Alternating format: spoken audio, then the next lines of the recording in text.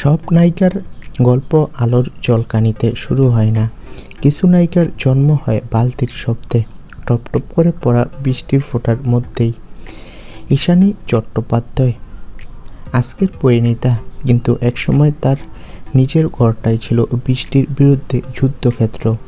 ঘর বানানোর সামর্থ্য ছিল না ঈশানী চট্টোপাধ্যায়ের। হ্যাঁ, পরিণীতার বাড়ির চারদিকে ঘরের পাশে বালতি পেতে রাখতে হতো। এই কথাটা তিনি ভেঙে পড়া গলায় বললেও চোখে ছিল ভয় নয়, দৃঢ়তা। বাবা ছোটবেলায় মারা যান, মা সেলাই করে সংসার চালিয়েছে। পকেটে টাকা নেই, কিন্তু মাথা উঁচু রাখার শিক্ষা ছিল মা বাবার থেকে পাওয়া। সেই সাহসী আজ ঈশানীকে এনে দিয়েছে জি বাংলার অন্যতম জনপ্রিয় নায়িকাদের জায়গায়। আজ তার মুখে শুধু একটাই কথা, আমার মা স্বপ্ন দেখত আর আমি সেটা বাস্তব করেছি।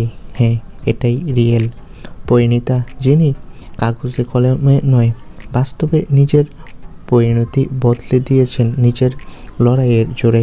তো বন্ধুরা, তোমরা কে কে পরিণীতার অভিনয় পছন্দ করো কমেন্ট করে জানাও, আর আমাদের চ্যানেলটি সাবস্ক্রাইব করে রাখো। ধন্যবাদ।